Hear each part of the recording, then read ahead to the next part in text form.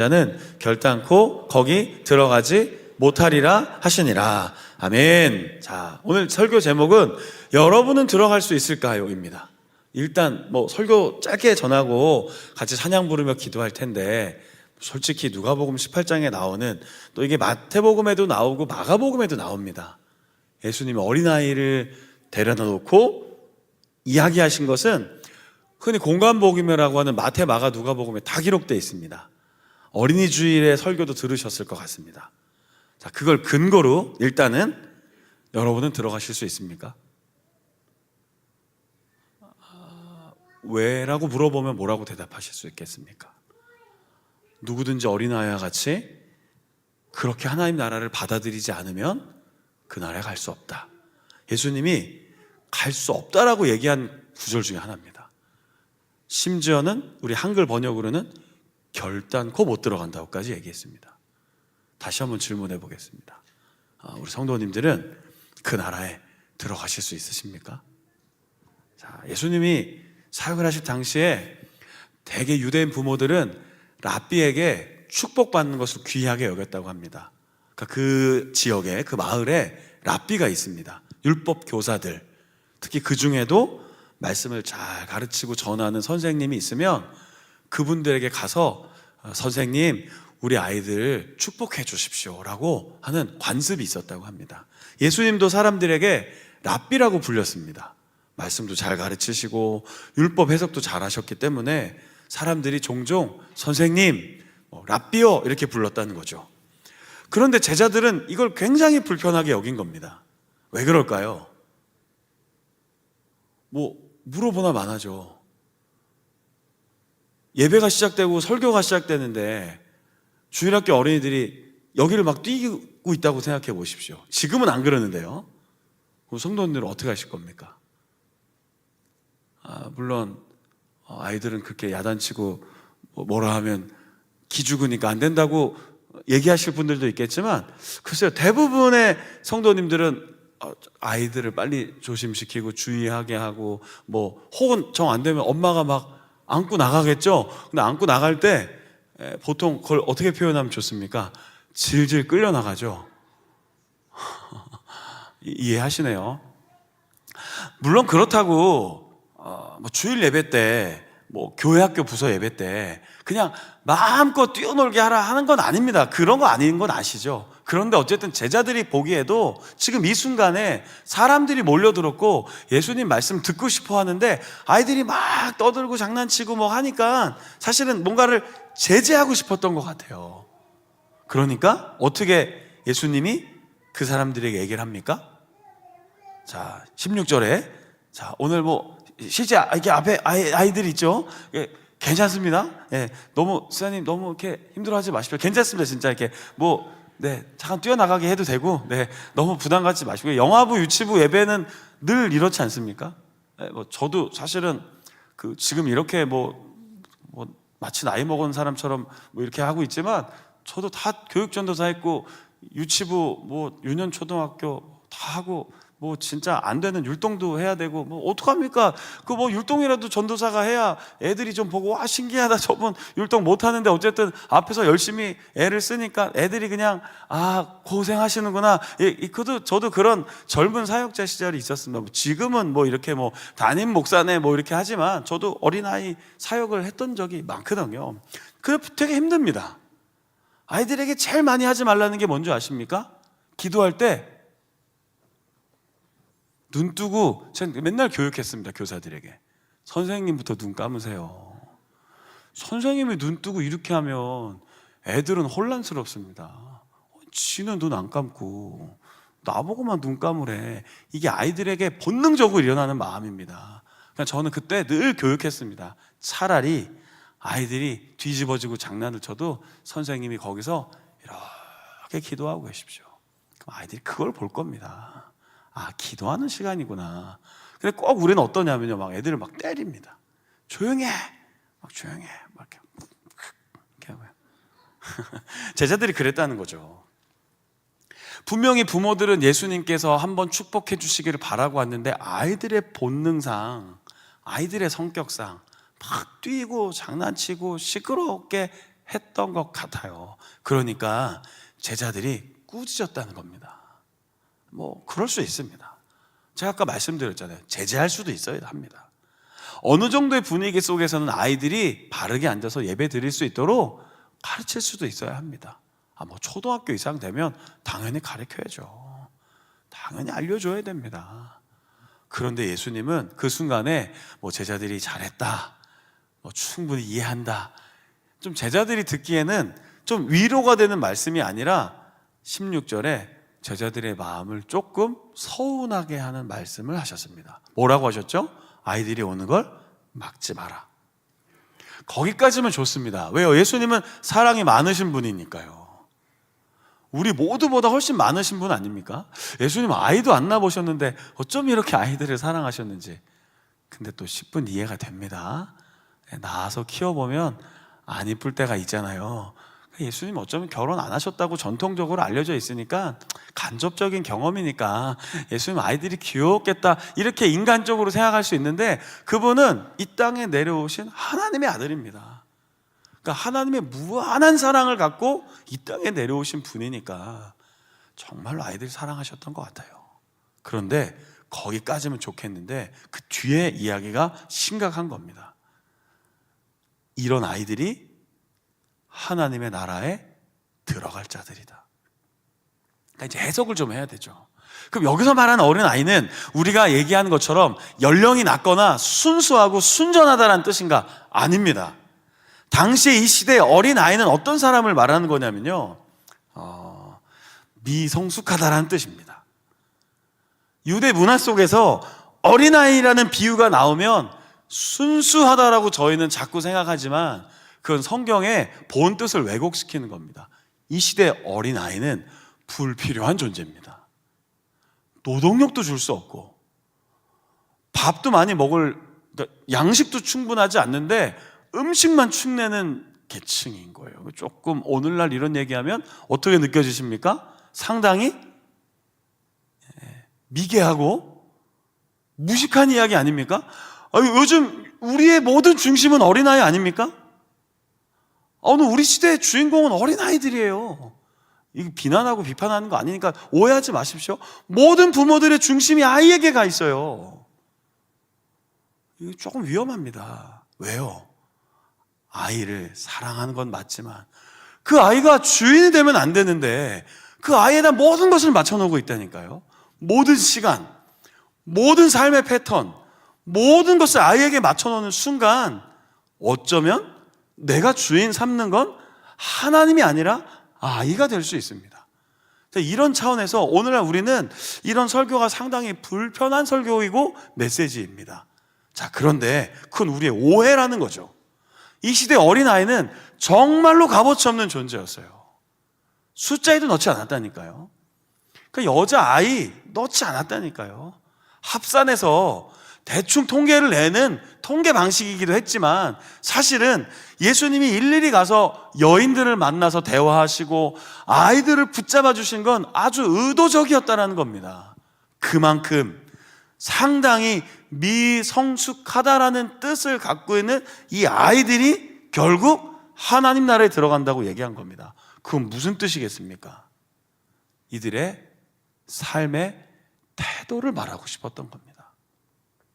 뭐 떠들고 장난치고 막 그렇게 하는 아이를 말하고 싶었던 게 아니고요. 이런 아이들, 이런 약한 아이들 그냥 사랑해라, 예뻐해주라, 이런 설교를 하신 게 아니라 이렇게 세상적인 기준에서 너무나 자기 자신을 낮출 수밖에 없는 그 사람들은 반드시 누군가를 의지하게 되어 있다. 그 의지하고 간절히 소망하는 그 마음을 본받으라고 한 겁니다. 우리가 하나님 나라에 들어갈 때 어떻게 들어간다고 했습니까? 오직 믿음으로 들어갑니다. 오직 하나님의 은혜로 들어갑니다. 우리의 공로가 없습니다. 몇 대 신앙의 가문에서 태어났다고 제가 아무리 살아가면서 열심히 선행을 다하고 착하고 모든 일을 해도 구원의 조건을 충족시킬 수 없습니다. 주일학교 선생님들이시니까 돈으로도 못 가요 이 노래. 오늘날 더 모를 수 있습니다. 제가 보니까 제가 가끔 말하는 노래는 사실 상당히 이렇게 뒤로 가 있는 노래들이 많더라고요. 조건이 뭐죠? 돈으로 갑니까? 지식으로 갑니까? 예쁘면 가나요? 똑똑하면 가나요? 근데 오늘날 우리 세상의 기준을 정확하게 얘기하고 있지 않습니까? 돈이 많으면 되는 세상입니다. 잘생기면 됩니다. 며칠 전에 블루 드래곤 땡땡 시상식 혹시 보셨습니까? 저는 우연히 봤습니다. 우연히. 이게 블루 드래곤 하니까 좀 약간 순간 헷갈리실 수 있는데 또 이렇게 설교 시간이고 실시간 유튜브 나가니까 제가 그 시상식 이름을 정확하게 말할 수 없는데 거기에 남자 주연, 여자 주연 상 누가 받았는 줄 아십니까? 부부가 받았습니다. 부부 영화배우. 늘 말씀과 기도만 하셔서 진짜 얼굴 표정 보니까 전혀 모르시는 표정이네요. 진짜로. 얼마나 선남선녀입니까? 저희 아내가 옆에서 그러더라고요. 저 두 사람이 낳은 아이는 얼마나 예쁘거나 얼마나 잘생겼을까. 저도 맞아 그런 생각했습니다. 그렇게 저 남자만 있어도 태어난 이세가 다를 텐데 저 남자 배우 여자 배우처럼 저렇게 잘생기고 어여쁜 사람들 가정에 태어난 아이는 얼마나 외모적으로 괜찮을까. 세상은 그런 기준이에요. 잘생기면 되는 세상이에요. 예쁘면 되는 세상이라니까요. 돈이 많으면 되는 거예요. 지식이 많거나 많은 걸 소유하면 떵떵거리고 살 수 있는 것이 우리가 사는 이 세상입니다. 근데 하나님 나라는 그것이 충족되는 것이 아니라 오직 믿음으로 들어가야 한다는 겁니다. 근데 이 믿음으로 들어간다는 건 마태복음 5장에 보면 예수님이 정확하게 얘기해 주셨습니다. 심령이 가난한 자. 원어적으로 표현하면 하나님께 구걸하는 자라는 뜻입니다. 하나님께 간절히 구걸하는 사람. 하나님께 나에게 구원의 능력이 없어서 나의 삶을 온전히 구원해 주실 이는 오직 하나님밖에 없습니다라는 간절한 절박한 마음. 마치 길에서 저 오늘 이 한 끼도 못 먹었는데 저에게 좀 먹을 양식을 주십시오 간절히 부르짖는 그 마음, 그 구걸하는 자세, 그걸 예수님 믿음이라고 본 겁니다. 우리가 생각하는 믿음 좀 다르죠. 우리 믿음이 있노라라고 하면 보통 어떻게 생각해요? 신앙생활 하면서 성경도 읽고 봉사도 하고 예배 와서 직분도 받고 신앙생활 이렇게 좀 뭔가 이렇게 우리가 갖고 있는 이 조직 안에서 잘하고 있는 걸 믿음이 있다라고 자꾸 얘기합니다. 그러나 정말 믿음이 있다는 건 뭡니까? 나를 의지하는 게 아니라 하나님만 의지하는 겁니다. 바로 그런 하나님만을 의지하는 삶을 오늘 예수님 뭐라고 얘기한 겁니까? 어린아이가 부모를 의존하듯 이렇게 힘없고 나약한 이들이 나에게는 힘이 없습니다. 나를 도와주십시오. 나는 당신에게 나의 도움을 요청합니다라고 하는 그 간절한 갈급한 그 마음, 그 가짐을 뭐라고 한 겁니까? 어린아이와 같이 하나님 나라를 받아들인 자라고 표현한 겁니다. 어쩌면 우리가 신앙생활을 너무 오래 하다 보니까요, 교회라는 제도권 안에 갇혀버린 것 같아요. 하나님이 구원을 주시기 위해 허락하신 좋은 공동체인데 이 교회라는 시스템 안에서 오랜 동안 신앙생활을 하다 보면 마치 주의를 지키고 헌금을 하고 봉사를 하고 전도를 하고 시간이 좀 흘러가서 때가 되면 직분을 받고 그래서 그 자리에서 어떤 일들을 해내면 우리가 정말 진짜 괜찮은 사람이야 라고 느끼는 것 같지만 사실 우리 모두는 죄인입니다. 우리 모두는 죄인이었습니다. 오직 예수 그리스도의 은혜로, 전적인 그 은혜로 구원받은 사람들입니다. 그러니 좀 믿음으로 담대하게 당당하게 살아가는 것이죠. 그러나 우리 마음 한편에는 늘 하나님 아버지 앞에서 어린아이와 같은 간절한 자세가 필요하다는 것이죠. 그 마음가짐을 오늘 예수님은 설교해 주셨던 겁니다. 제자들 야단친 거 아닙니다. 예수님이요 얼마나 좋으신 분인데 제자들 야단쳤겠습니까? 꾸짖으셨다고 했지만 그게 뭐 정말 제자들 마음을 막 힘들게 만드신 게 아닙니다. 중요한 하나님 나라의 구원 계획을 알려주시려고 했던 것이죠. 이런 입장에서 저는 첫 번째 질문을 드렸던 겁니다. 우리 성도님들은 하나님 나라에 들어갈 수 있으십니까? 그래서 물어본 겁니다. 한 분을 소개하고 메시지 마치고 같이 찬양하면서 기도하려고 합니다. 제가 참 언젠가 설교하면서 이렇게 이분에 대해서 이렇게 쭉 좀 살펴본 적이 있었는데, 동화 작가 권정생 선생님입니다. 권정생. 이렇게 얘기하면 잘 모르실 텐데 혹시 몽실 언니라고 이렇게 어린이 소설 얘기하면 아십니까? 또 좀 몇 분은 아시는데 또 모르시는 분도 있는 것 같습니다. 뭐 강아지똥도 혹시 아십니까? 굉장히 유명한 아동 문학 작품입니다. 저는 이 책들을 좀 다 읽었었는데 엄청 분량이 작아서 금방 읽으실 수 있고요. 책상이 좀 아까우면 인터넷에 들어가면 애니메이션으로 요약본도 나와 있습니다. 이 작가님은요, 평생 가난하게 사셨습니다. 37년도에 태어났습니다. 1937년생. 2007년에 하나님의 부르심을 받았습니다. 그런데요, 태어나면서부터 빈곤이 따라다녔고 평생을 가난하게 사셨습니다. 나중에는 스스로 가난을 선택했습니다. 왜 그런 줄 아십니까? 이런 얘기를 했습니다. 유언장에 물질이 풍족하면 마음이 가난할 수 없으니 그것이 나는 두렵다. 이게 유언장에 남긴 이야기였습니다. 우리 좀 물질적인 풍요로움을 기대하시잖아요. 또 안 그런 척 하시네요. 참, 이거 이럴 때마다 저랑 늘 실갱이를 하는 것 같습니다. 왜 여기에는 왜 뭐 건너올 수 없는 어떤 강이 있나요? 내려가서 설교할까요? 저나 우리 성도님들 다 똑같은 이 대한민국에 살아가고 있는데 돈이 왜 필요 없겠습니까? 돈 있으면 좋죠. 얼마나 있으면 좋겠습니까? 셀 수 없을 정도로 많으면 좋겠습니다. 저도요. 성도님들 다 한 번씩 쏘게요. 차라도 한 대씩 다 사드리게요. 돈 많았으면 좋겠어요. 근데 그럴 수 없어요, 현실적으로. 이분이 마지막에 남겨놓은 재산이 얼마인 줄 아십니까? 돌아가신 후에 통장을 보니까요, 10억이 들어있었습니다. 통장 잔액 지금 10억 이상 되시는 분 있으면 잠시 부끄럽게 손 한번 들어보도록 하겠습니다. 계좌 조회해서 추적하지 않을 테니까 혹시 지금 내가 한 10억 정도 자산이 좀 있는데 요거 오늘 얘기했다가는 또 좀 그러면 조심스럽게 어떤 방식으로든지 잠깐 고개를 흔드시든지 손을 파시든지 잠깐 저만 알 수 있게 한번 해보시죠. 저는 거기에 훨씬 못 미치는, 진짜 이걸 저축이 된 건가 안 된 건가 정도로 저는 진짜 돈을 잘 모으지 못했습니다. 어쨌든 이분이 돌아가신 뒤에 10억이라는 재산이 발견됐는데 수십 년간 이 인세를 받아온 겁니다. 저축하신 겁니다. 다 아이들 위해서 써달라고 기부해버렸습니다. 놀랍지 않습니까? 놀라지도 않으시네요. 10억씩 있으신가 봐요. 놀라지도 않으십니다. 평생 허름한 작업복과 고무신을 신고 사셨습니다. 그리고 유명한 교회 종직이었습니다.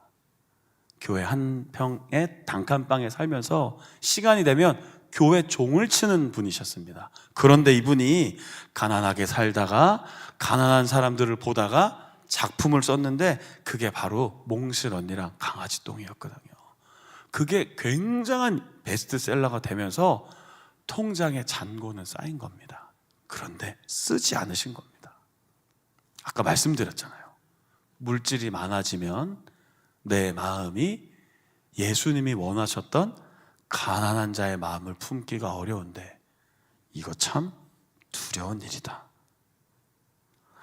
이분은요, 20살 넘어서부터 2가지 질병을 몸에 평생 달고 사셨답니다. 폐결핵, 그리고 또 다른 질병이 있었습니다. 참 세상적으로 보면 힘겨운 인생을 사신 분 아닙니까? 어려서는 가난하게, 20살 넘어서는 폐결핵과 몸에 질병을 안고 평생을 사시는. 그런데 어느 순간부터는 돈이 통장에 쌓이기 시작하는데 그때부터는 자발적으로 가난하게 살겠다고 방 한 칸 딸린 흙 벽돌집에서 평생을 사시다가 하나님의 부르심을 받으셨습니다. 제일 기뻐하는 게 뭐였냐면 교회 종을 치는 거였습니다. 그게 그분의 직업이에요. 아동 작가로 알고 있는 건 사후의 이야기예요. 그 이후에 책이 알려지고 이분의 삶이 알려지면서 이렇게 존경을 받는 거지, 실제 평생을 살면 그분의 직업은 종치는 사람이었습니다.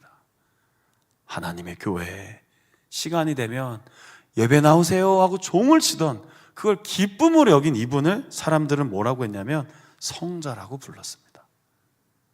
이게 설교 준비하면서 상당히 불편하고 부끄럽더라고요. 야, 이게 참 한 세상을 살면서 성자로 불림받을 수 있을까? 그것도 내가 내 스스로가 아니라 사람들이 나를 기억할 때 그분은 정말 성자였습니다. 어쩌면 우리 예수님도 그런 삶을 살지 않았을까 생각해 봅니다. 예수님도 가난하게 태어나셨고 가난한 목수의 아들로 우리에게 알려져 있고 30세가 넘어서는 3년 동안 온 마을을 다니며 복음을 전하실 때 예수님이 했던 유명한 이야기가 있죠. 나는 머리 둘 것도 없다고요. 물론 가는 곳마다 많은 사람들이 예수님을 대접하고 잘 섬기고 예수님을 따랐을 겁니다. 그러나 예수님은 결국 하나님 나라를 전파하시고 이 땅에도 그런 하나님 나라가 이루어지기를 바라면서 이 세상에서 가지려고 하지 않으셨던 분입니다. 소유의 행복이 아니라 섬김의 행복이 있다는 걸 아셨던 분이고, 내가 많이 모아야만 좋은 게 아니라 비워내고 나를 마지막 순간에는 십자가에서 희생해야만 아버지 하나님의 구원의 문이 열린다는 걸 아셨기 때문에 예수님은 늘 이렇게 어린아이들과 같은 그 간절함을 제자들에게, 따르는 사람들에게 들려주셨던 것 같습니다. 자, 이제 메시지 마치고 함께 찬양을 부르면서 기도하려고 하는데요, 다시 질문을 드리겠습니다. 우리 성도님들은 정말로 하나님 나라에 들어갈 그런 사람이십니까? 그런 마음가짐으로 우리가 좀 살아갈 수 있도록 늘 하나님 앞에 설 수 있었으면 좋겠습니다. 기도의 자리에 나오셨는데 오늘 이 기도의 자리 속에 하나님 나에게 주신 이 하나님 나라의 은혜와 그 영생과 또 이 땅에서 누리는 그 귀한 소중한 은혜들을 가치 없게 여기지 않고 귀하게 여기고 절망하지 않고 더 낮아지는 모습으로, 더 겸손한 모습으로 하나님의 뜻을 이루어 나갈 수 있는 그런 그리스도의 증인으로 살아갈 수 있기를 오늘 함께 좀 소망하며 또 기도하며 이 저녁에 우리 뜨겁게 기도했으면 좋겠습니다.